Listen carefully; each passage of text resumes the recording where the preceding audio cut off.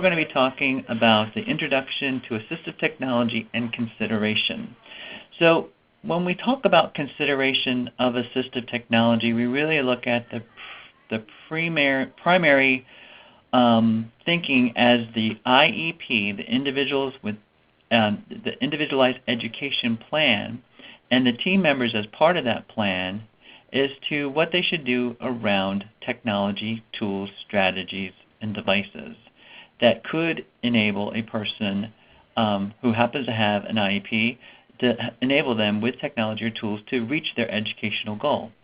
And so we're going to be talking a little bit more about that, but I do want us to start off with a quote that was from an IBM training manual back in the early 90s. And it says, "For people without disabilities, technology makes things easier. For people with disabilities, technology makes things possible." So when we think about this, back in 1990, when we spoke about technology then, just imagine, what is that? I don't know, 24 years later, is that we're really looking at the onset of the technology revolution and how we should afford, as much as we possibly can, the capabilities and abilities to include technology within the IEP for our students who definitely need those in order to level the playing field, and for our students who happen to be in special education, give them access to the general curriculum. So with that in mind, I also have one little caveat, and that is that this presentation is not intended to provide legal counsel in any way. So please contact your district attorney. And I say that with sort of tongue-in-cheek.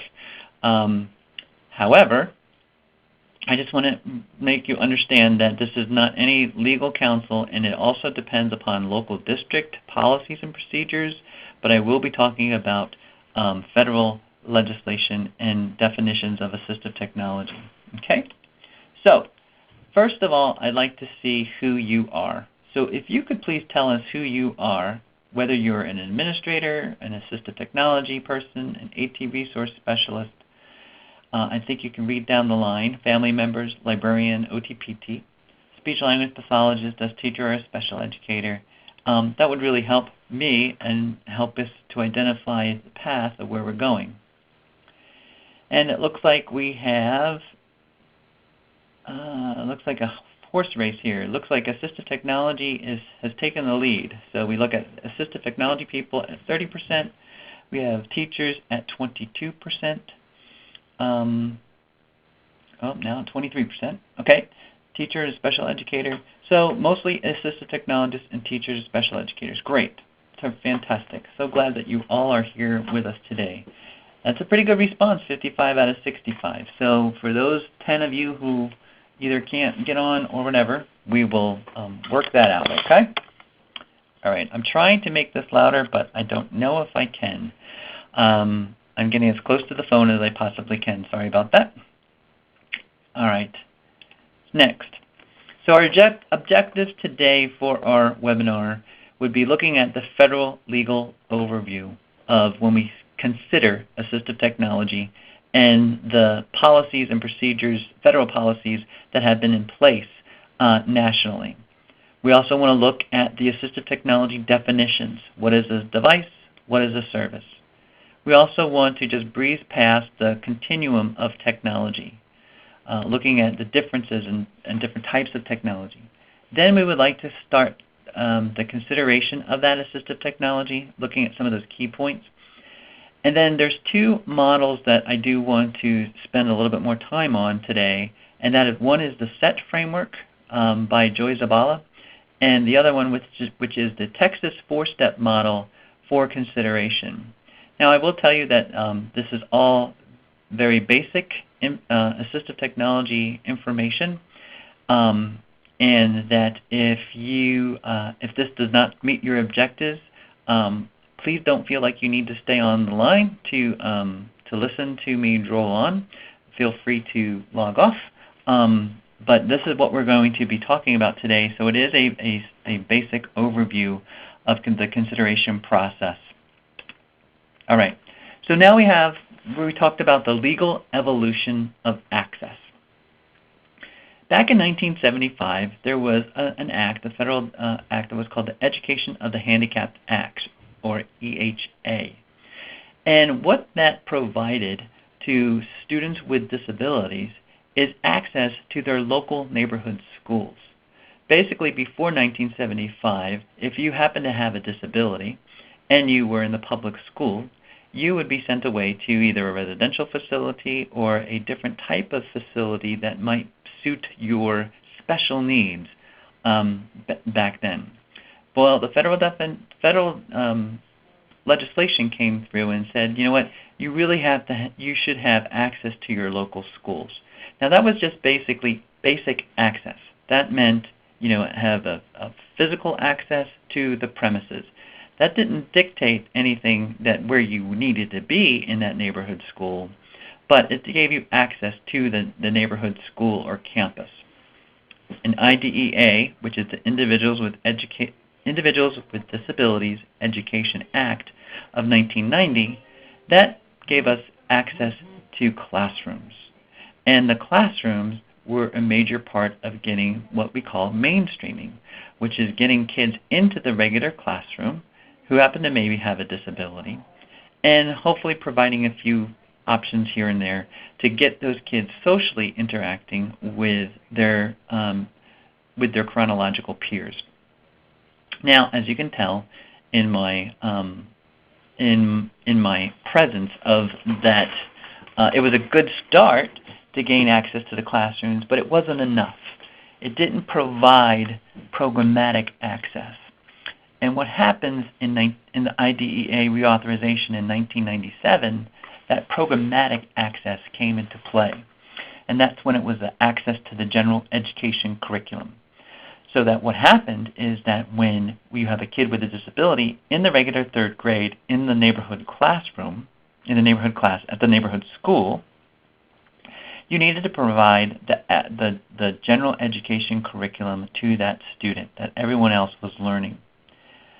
And then we even got a little bit more sophisticated in IDEA 2004 with that reauthorization, was looking at access to instructional materials, which meant that different types of materials needed to be accessible to those students who happen to have a disability. So that is sort of the legal evolution of how we access our neighborhood schools or our public education system in the K-12 setting. So what the congressional intent of IDEA 2004 was really to look at how we can improve our students with disabilities performance. How can we give them access and good instruction and accessible materials in order to increase their accountability? That just because they happen to be in the classroom, all of a sudden now that they just are labeled special education, well, with IDEA 2004, we brought on some more increased accountability for these students to be in the classroom so that they were accountable for learning the content within the classroom setting. Within IDEA 2004, there was also a strong parental participation where the legislation really highlighted to get parents more involved in the students' progress and support for access to the general curriculum. And of course, there was going to be higher expectations for our students with disabilities and their achievement, and their educational achievement. So really looking at how we can beef up their educational goals and not have such low expectations, which we have typically had before 2004. So we also looked at how the students will be accessing or linked to that general education curriculum. It wasn't, the curriculum for special education was set in this side of the room, and then the general education curriculum was for the masses. It really was, the intent was to link that general education curriculum to each individual student in addition to special education students as well. And then accessible instructional materials, providing access to not only printed material, but also what do you do when you look at Braille, large print, digital text, audio books, things like that we can make, that we have accessible, and that kids with disabilities can access. So that's the congressional intent of IDEA 2004. The one thing that we really want to go away with from this was that it affirms an emphasis on tools. Looking at, okay, now that we are going to gain access to the general curriculum, how? How are we going to do that? Well, one way is through assistive technology, that it can support the means of an educational achievement for each individual student. So the congressional intent really did, in 2004, really required the consideration of assistive technology within the IEP process. It also placed responsibility for decision-making with IEP committees, so that the IEP committees, which again included the parent and professionals and related services personnel as part of the team, to make these decision-making processes and understand and gain access to various tools and devices that could be used for kids with disabilities in the regular classroom. And of course, it also required that whole accessible instructional materials piece, which was looking at Braille, large print, audio files, and digital text.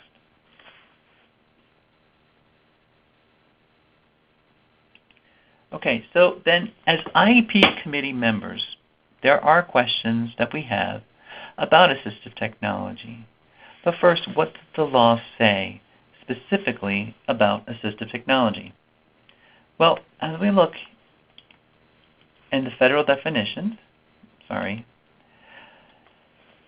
are the federal definitions, here are the sections of that, but it really looks at not just the device, but also the service. If you don't learn anything from today's webinar for this 1 hour, I would love you to go away with the feeling that, and the knowing of, that assistive technology is not just a device, but it's also a service.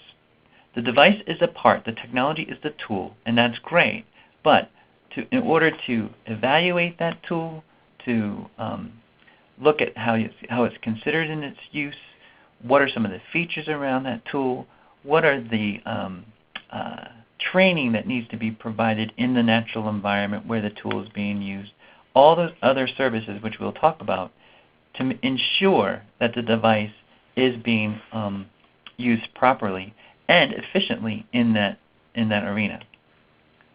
So let's talk about the definition. So an assistive technology device is, and this is according to the federal law, is any item, piece of equipment, or product system, whether acquired commercially, off the shelf, modified, or customized, that is used to increase, maintain, or improve functional capabilities of a student with a disability. So the three graphics that I have on the bottom is, one is a Braille note-taking portable device. So to me, that meets all the criteria of what is basically an assistive technology for a kid who might be blind or visually impaired, who can take notes in the class and have those notes read back to them either in a Braille format or in an audio format, depending upon their needs. The picture on the right shows a student using some type of recorded system. I'm not exactly sure what it is. I think it might be a CD-ROM player, actually. It's probably an old slide. But it looks like it's a digital device. So it must be something that's already been recorded so that the student can listen to either audiobooks or an audio file of specific text or a book, whatever the case might be. And then I have in the middle is a picture of a microwave oven. So tell me, and in the chat window if you would, tell me, do you think that a microwave oven could be an assistive technology device? And if so, why? And I'll give you 30 seconds to type in your answers.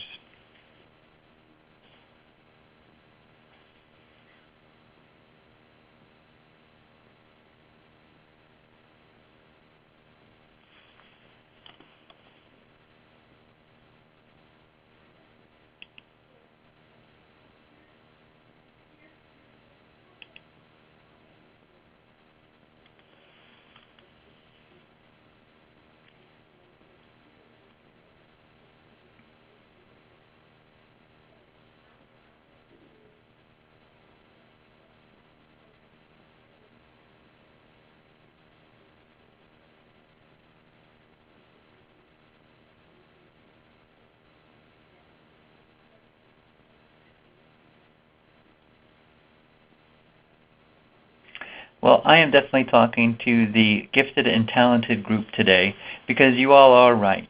Yet it is, yes, a microwave oven can be considered an assistive technology device, and for many reasons, as you have looked in here um, in the chat window. Yes, it can be an assistive technology device for various reasons. My the one study that I was working with, the one student that I was working with was in a junior high school, and he was a kid who happened to have Down syndrome, and he was taking a home economics class. And his educational goal was basically to prepare a meal independently. What happened was that they were using either electric or gas stoves in the home economics room, and they were cooking pasta. Well, with pasta, it's boiling water, it's a lot of safety issues, and the teacher as well as the student didn't quite feel comfortable about that. So they modified the instruction. They modified the methods that they used. Instead of a boiling pot of water, they found a microwave oven. They found out how you can steam pasta so that this kid could make an independent pasta meal by using a different type of tool. That tool happened to be a microwave oven instead of a gas stove. So for his specific example, what you needed to do was look at the educational goal, look at the setting that the student was in, what were the specific tasks that the student needed to accomplish, and then look at the tool. So while all the other kids were using the gas stove and boiling water, this kid adapted his procedures and his materials and his method in order to still achieve the educational goal of cooking a meal or cooking a pasta meal independently. So that's where I think it's so important to understand the depth and breadth of assistive technology. Dallas asks, you distinguished easier and possible into your intro slide. Do these terms come to play re the definition of AAT? I would say more of the possibility to maintain and improve functional capabilities of a child with a disability. So it's not so much easier, but it could be that it increases, maintains, or improves the functional capabilities of that individual according to their educational goal. Great question, thank you. So now we look at AT devices and the federal definitions, and that the school district must provide the AT devices that are required by the child as part of his special ed, related services, or supplementary aids and services. The one question that always comes up is if a school-owned AT must be made available to the child at home or in other educational settings if the IEP committee determines that access to that assistive technology in those places is necessary for the child to receive a free and appropriate public education. If this child was talking about preparing a meal, his homework was to prepare a pasta meal for his family, and that was part of his grade, his homework grade, then, and if the family did not have a microwave oven, then that microwave oven or the process for that microwave oven needs to be given to that student to use outside of the school if it was part of his homework. Now again, the IEP team determines that access to the AT. So there's lots of play in there. In other words, modifying the homework assignment, staying after school, and using the library or the computer or or even the microwave, after class, etc. There can be that type of ways that you look at assistive technology devices. So an assistive technology service is any service that directly assists a child or student with a disability in that selection, acquisition, or use of that AT device. So that can mean quite a number of things. So when we look at the services, it could be part of the special education, related services, or supplementary aids and services part. And the services include, but definitely are not limited to, that assessment piece, the evaluation, the trials. What types of devices will you be trying? What are the maintenance? What is the repair? policies? What are the warranties that need to be covered by the school? What's the follow-up? And of course, what is the funding? In various states, the funding, depending upon which state you're in, can differ. I know here in Texas, we have STAP funds, which are basically Medicaid funds, so that we can tap into the Medicaid funds of individuals with students with disabilities to partially fund some of the assistive technology that the school will use. Genevieve asked, what about AAC? Is communication across environments considered necessary for FAPE? I would say on the surface, yes, Genevieve, it would, but it has to be written in the IEP. You have to put that as part of an educational goal to independently communicate.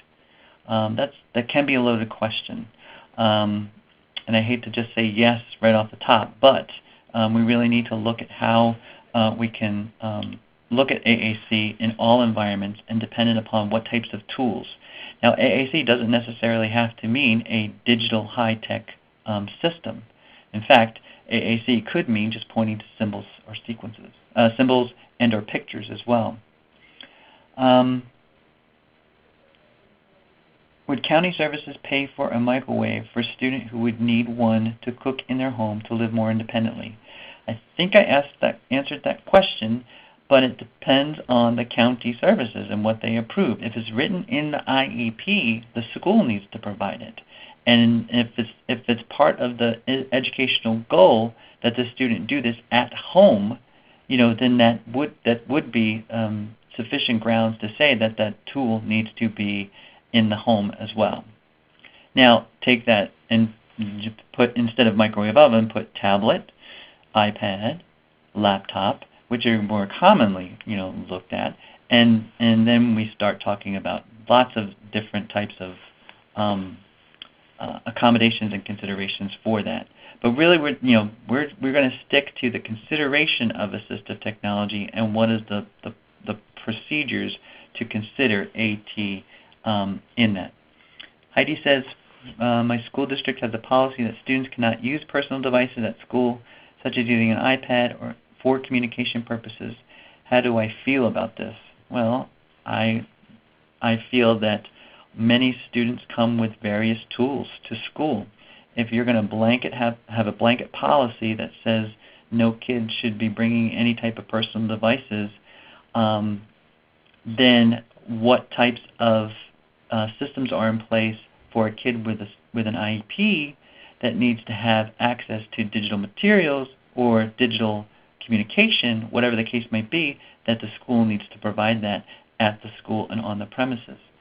So if you're just going to make a blanket statement, if the district's going to make a blanket statement that no devices are needed, personal devices, then the school needs to provide the ones that are written in the IEP for that student to gain access to their educational goal. Okay, just going to go to the next slide. The consideration for special factors is that whether or not the student requires AT devices and services must be considered by every IEP committee during the development of every IEP, both when the initial IEP is developed and every time it's revisited. So again, consideration is not a one-shot deal that you just check off a box in the beginning of or the end of the year or the beginning of the year and say, yes, we considered it for this child. No, what happens is that you should consider assistive technology at every IEP, and I would even further want to say that you need to consider it for every educational task that the student is given. So when we consider this, it's that the consideration can be a brief process, but it does require significant thought. We really need to look at the student as a whole in all the environments and all the tasks that they're responsible for in achieving their educational goal. The responsibility to determine whether or not the AT devices and services are needed for those students work toward the mastery of that goal and objectives are set forth in the educational program in the least restrictive environment. So you should ensure that the responsibility is there and embedded within the whole policies and procedures within your IEP. Consideration of a student's need for AT requires more than just checking a box. I think I said that. And we'll talk about a little bit more about that four-step model approach, which we here in Texas have adopted. If I happen to say ARD for some reason, the ARD is the Admissions Review and Dismissal Form, which is basically interchangeable with IEP. If you don't know Texas, you need to understand that we are our United States of Texas and we make our own rules.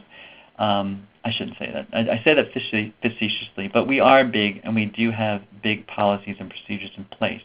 However, if I happen to say ARD, you can use IEP interchangeably with the ARD. So if I say ARD committee, that really means the IEP committee. Just letting you know in case I slip up there. All right. Next we have is we get sort of an idea of what assistive technology is, but can you tell us a little bit more about how the continuum of AT is? Well, here's a continuum from low tech to high tech. When you look at assistive technology, and basically that could mean anything, but as you know from the previous slides, is that there's a simple, little maintenance, no electronics type of low tech, which again is so important for our kids because they need to have these low tech, readily available options as much as possible.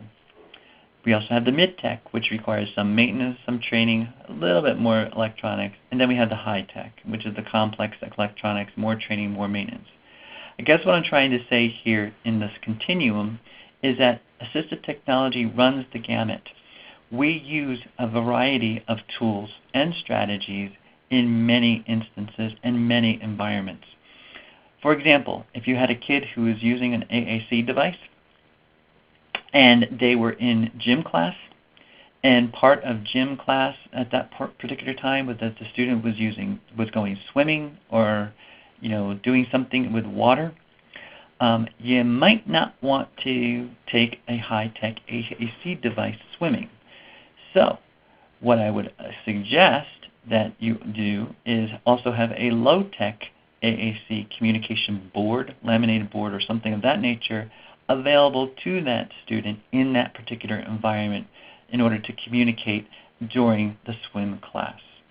And I would even go further to say that if you do prescribe a high-tech system, whether it be an AAC device, a tablet computer, a laptop, whatever, is that you have backup no-tech or low-tech solutions for the child when they need it. Because I will tell you, and you all know it, that technology breaks. And I don't say if the technology breaks, I would say when the technology breaks, do you have a backup system? Very important key piece to that. So again, don't put all your eggs in one basket for a high-tech. Ensure that if you're going to be using a high-tech system, ensure that you have backup. So assistive technology could mean a pencil grip, could mean an adaptive keyboard, could also mean an assistive listening device. It could mean a remote-controlled toy. It could be a video magnifier, a microwave oven, an app, an AT evaluation or training piece because of the service pieces. What we do here in Texas is that we denote our students who happen to have an IEP whether or not they use assistive technology. Now, we would like to say that 90, 95, almost 100% of our students who have an IEP do use assistive technology. But we know that that's not the case. In fact, that's not the case at all. In fact, it's a very low number. And there's many reasons for that. But one thing is that if you are looking at an IEP and you are considering assistive technology, to me, that student is already taking advantage of an assistive technology service, which is part of the federal definition, because you're considering assistive technology, that they're already using assistive technology as service in order to consider that within their educational goals. So I would go as far to say that 100% of kids who happen to have an IEP should be labeled as using assistive technology devices/services. because that's the federal definition. But I know that's not reality, but I would like to, have everybody understand that the services and devices go hand in hand when it comes to assistive technology implementation. So how do we consider assistive technology to develop the IEP? Well, it's a fairly complex question and maybe a complex answer. But within this graphic that I have here is that assistive technology considerations should be embedded within that special education process and embedded in the IEP development process. So special education is the bigger picture. As part of that is the IEP development, and as part of that is the assistive technology consideration. So it shouldn't, again, just be a one-time thing that this kid needs technology.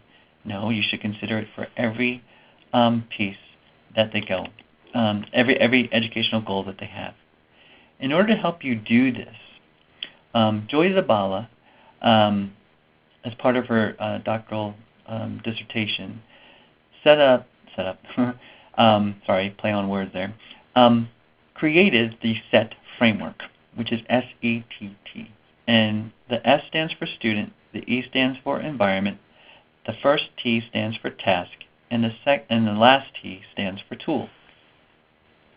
So when you look at the SET process, you look at the student and looking at information specifically related to that student, bringing in that present levels of academic achievement and functional capabilities, looking at what the student can do, what is the data that the student has, what are their educational goals that they're going to be looking at. Second is the environment. What information is related to or anything around anyone around using for the student in place where the technology expected to be used. So what environment are we looking at? Is it the school bus?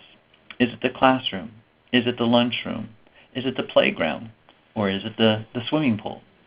What environment are we looking at? And then specifically, what is the task at hand? What is the information that we need to know exactly, task analysis, what exactly happens in that environment and what that educational task is that the student needs to complete. So how do we, is it to read chapter 3 of the science book of grade 3 when the kid is blind? Well, we're definitely going to have to, accommodate that kid somehow because the book is just not going to help them understand chapter 3 in the science book. And then the last thing is the tool. Again, looking at information about what types of tools could be used to address the student's needs and in that environment for that specific task. If you want to know more about the SET framework, you can find the reference there as joyzabala.com. So this framework, again, it's not a prescriptive protocol. It is a framework that you can build upon within your local district or even school to help you with best practices on finding out how to apply and how to consider assistive technology for your students with special needs. The SET framework promotes team building for consensus because you work on various forms together as a team. It provides for the collection of the data. So if you need to put it in black and white, what exactly is the data that supports the student in the use of a tool, there you go. As environments and tasks are explored, the links between the assessment piece and the intervention become stronger and clearer. That happens within the SET framework, and I'm going to show you the next slide is a picture of the one of the SET framework tools. It also helps with identification of roles and responsibilities of team members, and then that implementation of technology. So it has an array of technology options from no and low and high, and then this is all based on the quality indicators in assistive technology. If you want to know more about quality indicators, and this is what this whole presentation is based upon within the consideration indicator of QIAT, you can find more information at QIAT at QIAT.org. So here is a specific example of one of the documents that are available at joyzabala.com in documents, and then looking at this annotated SET framework, the part 1. You want to collaboratively gather and analyze information from a variety of sources. So you're looking at the student and the perspective, examining the current conditions to establish an educational need. And then you have the student column, the environment column, and the task column. And basically you circle the functional area of concern, underline any barriers to that student, and then star supports for student progress. And then the following form, which I'm sorry I don't have in the next slide, is those tools. So the tools are not even on this particular attachment, this particular form. The tools should be considered after you look specifically at the student, the environment, and the task, and what are the functional areas, the barriers, and the supports that are needed for that student in order to even look at and consider assistive technology for the student. Sorry, let's move on to the Texas FourStep model. This Texas FourStep model has been in place for approximately 15 years, and it's been designed by Joy Zabala as well as Diana Carl, who was the Director of Special Education here at Region 4 before I came on. And so this Texas FourStep model is, again, 4 steps. The first step is to review the present level of performance and evaluation data of that student. Look at what the student can do. What are the performance needs? What's the evaluation data that helps to understand what are some of the barriers that the student is reaching? Step 2 is develop those goals and objectives. Look at what are the educational goals and what are those specific objectives in order to reach those goals that are needed for this child. Step 3 is determine if any tasks are difficult or even impossible for that student. Again, using that Chapter 3 in the science book for a student who is blind, she will not be able to read that text of Chapter 3 in a printed book. That's going to be impossible for the student. Step 4, decide whether or not AT devices or services are required, and then document those decisions. And you'll probably hear me say document quite a number of times. However, it's always important to understand and to document and to let other people on the IEP team know exactly why that decision was made and what is the data behind it. So in step 1, when we look at the present levels of academic achievement. We look at how that student is performing now in this time and place, not what the student has done, or if it's a progressive disability for the student, not what the student's going to be looking at in 6 months. However, that should be considered, especially if it's a degenerative type of disability that will get worse over time. You want to prepare as much as you possibly can, however, also look at what you can use for the student's capabilities at that time. And then look at the evaluation data from different types of diagnosticians that are in the area, etc., that can use to help you review all the students' data in one place with the team. Now, I put in this slide, we did a slide on here. It's about how assistive technology has been documented at a statewide level. And what we did was, how are we incorporating assistive technology into the IEP? And I know that we're just talking about consideration here. However, I think it was important for us to show that this is a great flowchart for you to look at for the who, what, where on the one side and the when, why, and how on the other side. And then if you look at the FIE, the Functional Independent Evaluation, and then the leading questions that you should be asking when we're looking at consideration of assistive technology. And is that AT needed for FIE? Is it needed to increase, maintain, or improve the functional capabilities? That's directly out of the assistive technology definition. In that PLAT, the present level of achievement, present level of academic achievement and functional performance, is the AT specifically addressed?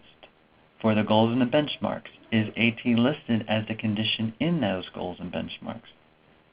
For the accommodations, is AT specified on that accommodations page or wherever you put in accommodations in your IEP? For a state assessment, is the use of the AT needed as an accommodation to provide effective and equitable access to that state assessment or course curriculum pieces? What are the services? Are there any services needed to support that AT implementation? And that goes to the second part of the AT definition. And then deliberation. Is that use of AT clearly communicated and documented with all the IEP team members, the individual at hand, the parents, the caregivers, the natural supports? So we like to show this type of flowchart to help you understand, like, what are those leading questions and how should you really more deeply consider assistive technology within the IEP. So step 2 is develop those goals and objectives that address the student's needs and that are aligned to the general curriculum. What does the student need to be able to do, learn to do, and then not what the student is able to do at the time of the goals and objectives are being set. So you really want to understand what the student needs to be able to do in order to complete the goal. If the student is unable to read, visually read, we need to provide an accommodation. Step 3, determine if any tasks are difficult or impossible for the student, and then determine what are those specific tasks that the student must be able to do in order to achieve that goal.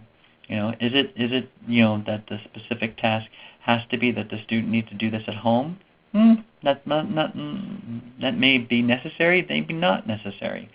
Could we do it in a study hall? Could we do it after school? Could we make other different types of scheduling pieces so that that student could have options to the technologies within the school in order to complete the task that's at hand, and where the technology could avail to that student. And then, are core instructional materials used accessible? Are those primary materials, the textbooks, the core materials that are being used in it, are they accessible? And for either a sensory impairment, a print disability, any type of thing that would throw up a barrier to gaining access to the materials. Thank you, Amy Sue. Is there a formal relationship between this model and ATSTAR, a broader Texas model process? Yeah, Dallas, great question. ATSTAR is another online process that is available through Texas, and actually the same creators, Diana Carl and Joy Zabala, actually were part of that ATSTAR process. So yes, same type of model, same type of philosophy, only different package. When we look at the step 3 process, when determining if the tasks are difficult or impossible by the student, you also want to look at the instructional as well as functional skills. Look at reading, written expression, math, recreation, daily organization, and then also what are the seating positioning needs of that student? Are there any sensory pieces that we need to take into consideration? Any type of mobility issues and other different types of functional and or instructional skills? Is it a matter that the student has an ambulation problem and they're in high school and they have a huge campus to cross? Is it something that the student needs a mobility device to get from one end of the campus to the other so that they are a motorized type of ambulation device to help them so that by the time they get to their next class, they are not totally so exhausted that they're just falling asleep? Or could that next class or a schedule of class be coordinated so that the student is going from one class close to the next closest class to the next closest class and moving there forward? Or just accommodating the student and having all of his classes or her classes in the one building? That's dependent upon scheduling. But those are some of the instructional and functional skills of the student that we must consider when we consider assistive technology as well. All right, so step 4, the last one in the Texas FourStep model, is looking at decide whether or not AT devices and service are needed, and then document that decision. Amy Sue says, also important to know how to switch motorized wheelchair to a push wheelchair. Not exactly sure what that means. But I don't, I would definitely advocate for a motorized wheelchair, for various reasons. Because I don't get in a wheelchair to exercise, nor should my mobility. But that's another issue we'll talk about later. Sorry, I'm running out of time. All right. So the questions to consider in the 4-step process is that if a student is currently using AT, is that assistive technology adequate? And can it address new goals as they come up? Does the student need AT to access the curriculum?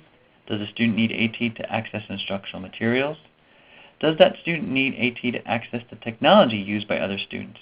So, for example, if the student needed an adaptive keyboard in order to gain access to the computer lab that everyone else is using, or could AT also help the student work more independently? How can we build the skills and the self-empowerment skills for the student with a disability in the classroom to help them with their independence as well? So here's the results. And it basically comes down to, is it required or is it not required? And do I need more information? I know that sounds fairly simplistic, but here we go. So if AT is not required, the AT may be needed for future and should be reconsidered, and that best practice indicates that the basis of this decision is documented. In other words, as a team, you decide that AT is not required. The kid does all right with all the embedded supports or web-based materials or computer technologies that he has available to him, as well as all the other students in the class. That it's not, he's fine. He doesn't need anything else. And if it's not required, the documentation piece is that best practices should say that it's not required at this time. However, but we will consider assistive technology down the line. And then the the IEP committee anticipates that the student will be able to participate in the educational classroom program, accomplish those tasks, and make reasonable progress toward the mastery of those goals. AT is required, so we look at ARD committee considerations, and that AT is required by the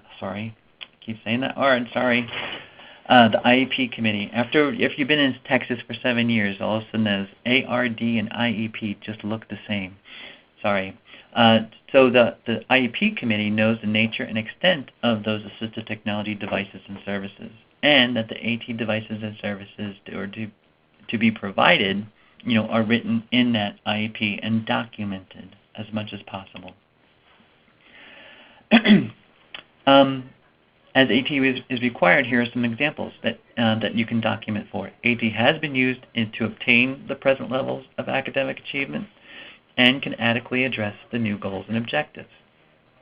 Or, the AT has been used in the past to obtain present levels of academic achievement and performance, but different assistive technology is needed to adequately address the new goals and objectives. And then third is that AT has not been used previously, but is needed now in order to gain access. AT is required to document that the IEP committee anticipates that the students will not be able to participate in the educational program or make reasonable progress toward the mastery of those goals without assistive technology. And then the specifics of those devices and services must be included in the IEP. Now when I say specifics, I don't mean that you need to name this alphanumerator or this Dynavox or this tongue touch keypad, that specific device. What I would suggest, and best practices also avails to this, is to use more generic terminology in your IEP. Because if you put a specific piece of equipment down within your IEP, and all of a sudden that company is no longer, doing that, no longer sells it, it's out of stock, whatever the case might be, then you're kind of out of luck, and the timeline is ticking down. You have to have that 60-day or 90-day evaluation period and then provide that technology within the IEP. If more information is needed and AT is required, what you could do is just say you decide whether or not the student requires that device or service to participate and then make adequate progress, or determine the nature and extent of the AT devices and services that are needed. And then more information, again, of course, is needed, and that's where you're going to write in specifics that the OT is going to check out this ambulation device. The reading teacher is going to look at what types of tools are already embedded, that the school has access to for this kid in order to do this reading assignment. those types of things that you would want to assign specific roles and responsibilities for the students.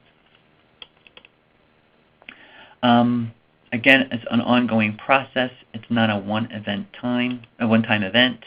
So you do want to consider, you do want assistive technology consideration to be an ongoing process every time you meet as an IEP. So here's a quick review, and I do want to answer these questions, so I want to get through a couple more slides and I'll answer some of those questions. Is that in AT consideration is mandated by IDEA 2004. If AT is written in the IEP, it must be provided per district, per LRE, least restrictive environment, and FAPE, which is a free and appropriate public education. AT doesn't need to be the best, just the most appropriate, based on students' needs and their specific educational goals. The SET framework, remember the student, the environment, the tasks, and then the tools. And then the quick review of the FourStep process. The FourStep consideration process that's here at Texas is you review the data, you establish goals, you determine if it's difficult or impossible, and then last is decide if AT devices and services are required. So what decisions do IEP committees make as a result of AT consideration? That AT is not needed, AT is needed and is included in the IEP, or more information is needed before a decision can be made. Now just a caveat on that last one, if more information is needed, again, the time, the evaluation period time is ticking away, so you do want to make those decisions fairly quickly in order to apply assistive technology. So let me go down here and let me read some of these comments. Give me 1 second as we move through. Do any of you have any checklist or way to document apps for iPad to show evidence that they are needed for a student? I'm not sure if this answers your question, Nicole, but there are different types of app review pieces, and one of them is bridgingapps.org, bridgingapps.org, and they're at Easter Seals of Houston, and they have a huge following nationally around looking at educational apps for students with disabilities. And I believe they have some tools that will help you with collection of data dependent upon the student, as well as what are some of the features of various apps that could be used for reading, writing, organization, communication, etc.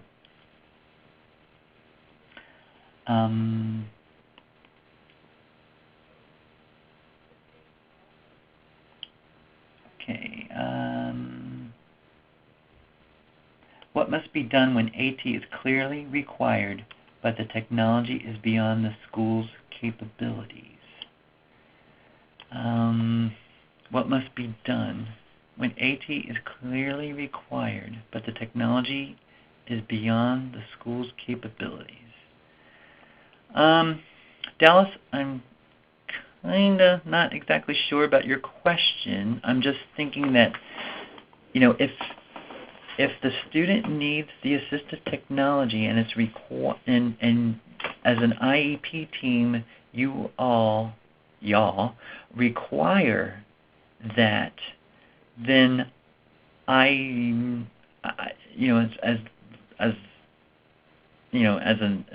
a parent of a kid with a disability, I would probably want to say that, you know, we need to look at those technologies, or also look at alternatives to that technology in tools and strategies.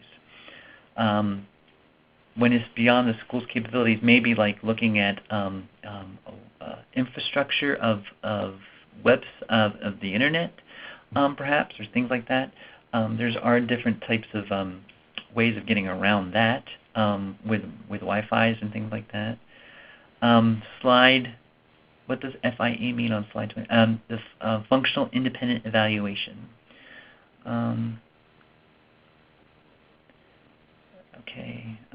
Yes, in Dallas, yes, Bridging Apps has several other other chapters now? Great, terrific. Yeah, I know that they're going across country, I believe, with bridging apps. They're really taking off like wildfire. That they're trying, at least in Texas, and maybe not across the country, but I know that they're spreading in the Texas area anyway.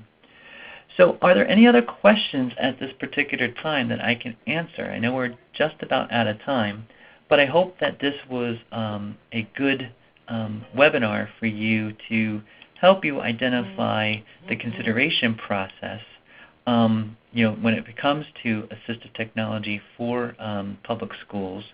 But I really hope that you do understand that, even though for technology, for people without disabilities, technology makes things easier, I do want to say that for even students with disabilities, technology does make things possible for them. So please thoughtfully consider including and implementing with fidelity the assistive technology tools and or strategies that are needed for your students with disabilities in the general education classroom. Sure. You know what, Amy Sue, I'm going to write Bridging Apps is, if I can spell that right, bridgingapps.org.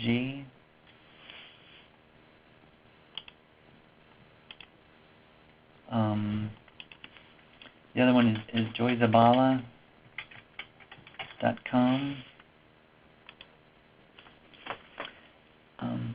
Okay. Would a school be responsible for a student with a disability that is successfully used by a student and used with other kids in his room to provide this device at home? Would a school be responsible?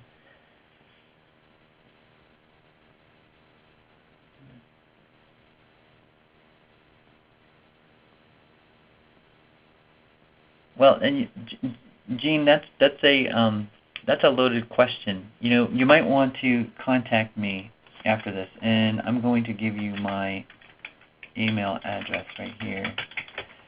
So if you have any questions after this, I'd be happy to discuss that. So that responsible for a speech generation device that is successfully used by a student and used with other kids in his room to provide this device at home. Well, again, if it's written in the IEP that this kid has communication access across 24 hours,